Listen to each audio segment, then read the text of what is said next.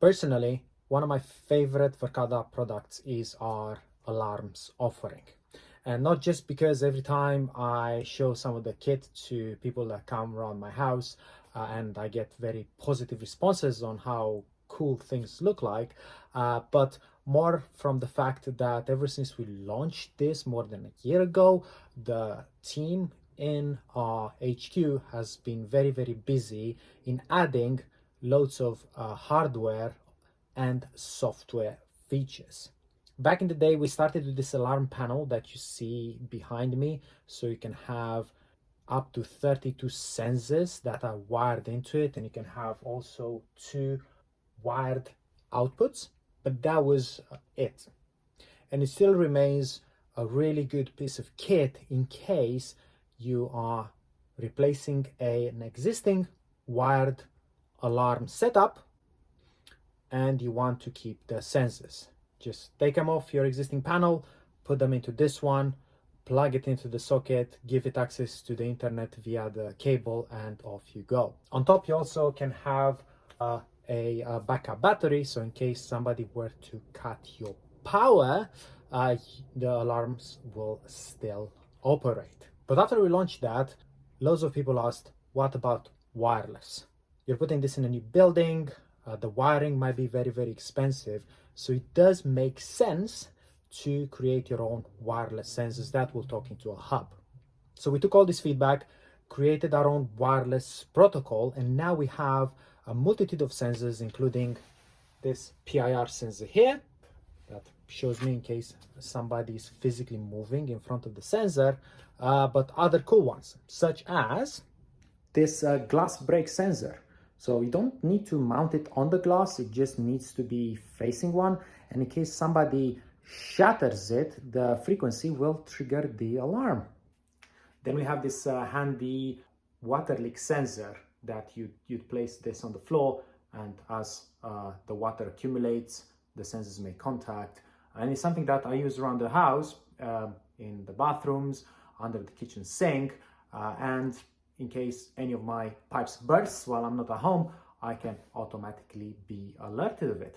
Then we have the classic door contact sensor, which obviously you can actually configure the distance between the element that you put on the door and the one that you put on the frame. But also you can use it to hook up any sort of third-party wired sensors. So just in case, for a reason, you might want to bring third-party devices and use them for triggers, you can unscrew that, and there are a couple of terminals that you can use to hook up to an existing third-party sensor. Then you also have this neat-looking panic button that you can wear on you, and in case of an emergency, all you need to do is press the button here. It does support double, triple taps, long taps, just to avoid those situations which by mistake you press it once. And being wireless, it roams as well. All these clever devices talk to this wireless hub behind me via a proprietary Verkada wireless protocol that is not susceptible to jamming because the signal actually travels under the noise floor. The hub itself, although it's small, and it is like all our small devices, PoE powered, comes with a backup battery. So if going back to the scenario where somebody would cut the power line, the device will still maintain operation and send you an alert. But how would it send an alert if your power line is down, thus all your local area network infrastructure goes along with it? And this is where we designed our cellular backup module, which is here. The antenna is right in the back, you can't see it, which already comes provisioned with an eSIM that automatically connects to the two best carriers in your region. You don't need to put a SIM in it, you don't need to pay any additional cost besides the cost of the device itself and the license, which, remember, does give you a 10-year product warranty and full access to our amazing support team. And we talked a lot about inputs, but what about outputs? Remember, I told you that the panel itself has power terminals, so you can have up to 2 outputs, but what if you just go wireless? This is why we created this wireless relay that you just need to plug it to power, and then you can have 2 outputs of your choice. Now, how do you actually arm or disarm a site?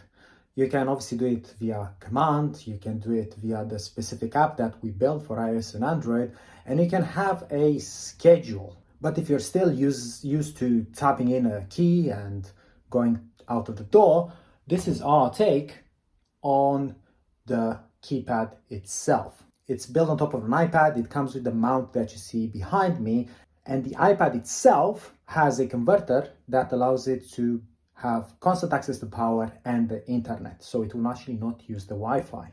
But the true beauty lies in the software itself, on how you'd manage your whole alarm infrastructure from a single pane of glass, accessible through a simple web browser, no matter where in the world you might be.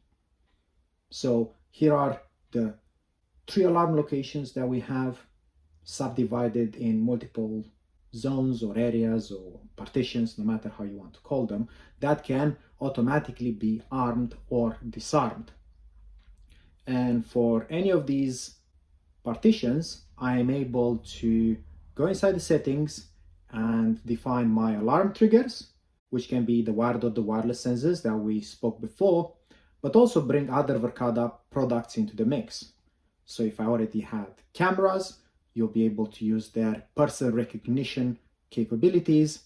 If you have access control, you'll be able to use events such as door open, door held open, and door forced open.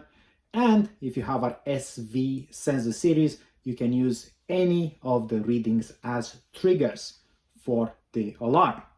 When it comes to the alarm response itself, you have multiple actions that you can choose from command. So you have your alarm panel outputs, your wireless relay outputs.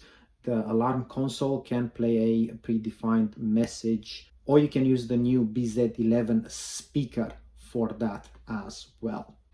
What's great about this is that we actually have bundled a service that's available in the generic alarms license that allows you to turn on video verification.